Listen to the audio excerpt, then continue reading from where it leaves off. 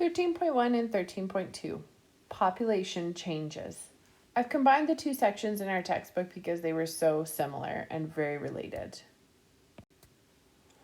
Population is a group of individuals of the same species that live together in the same place at the same time. An individual is one member of a population. To identify a population, we must know three things. We need to identify the species, where they live, or maybe lived if it's the past tense, and specifically when they live or lived. So, my example here is the Albertosaurus. It was located in Alberta, specifically along the Red Deer River near Drumheller. And they lived about 70 million years ago. So we could look at the population of Albertosaurus in a particular time period in a particular area. There are 4 factors to determine the size of a population: the birth rate, the death rate, immigration, and emigration. The birth rate is the number of young produced by a population over a period of time. This increases population size. It is affected by environmental conditions. If there's poor conditions, fewer babies are born. The nutrition of a population. Healthy mothers have healthy babies that are more likely to live. The population density. There are fewer babies born in crowded areas. So if the population is already very high for the area that we're looking at, we may not see a very high birth rate. And the number of young that a female typically has each year. So, for instance, rabbits have a lot more offspring than bears would. So their birth rate would be a lot higher, maybe, but proportional to their population. We can see the birth rate in Canada over time based on different ages here.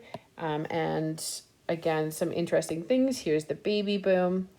And we can see that the birth rate was quite high for younger mothers initially, like in the earlier time period. However, we are seeing what they may have considered at the time an older mother. Their birth rates are increasing. Death rate is the number of individuals that die during a specified time period. This decreases the population size. Death rate is affected by predation. So if there are lots of predators or things that eat these animals in the area. Death rate is affected by disease or competition for food. So if there is a limited food source, we may see a higher death rate because these animals are not getting the nutrition they need to sustain life. Immigration, arrivals that do not include births into a population. This increases population size. So this is affected by food supplies. So if there's a better or greater food supply somewhere, we're likely to see immigration of other individuals in that species to the area to feed. Human activity. So development of habitat. If something has lost its habitat, it may move to a new area and we'll see that immigration in that area. Emigration is leaving a population. This decreases population size. Again, it can be affected by food supply and human impacts. So if there's a low food supply, animals are going to leave. Human impacts, so development of the habitat, we're going to see populations leave, but also global warming leading to a change in temperature. We're seeing an emigration towards different areas. So if something, for instance, likes a colder area, like a polar bear, we're seeing polar bear populations move further north. So they are emigrating from their southern habitats and they are immigrating into a northern habitat.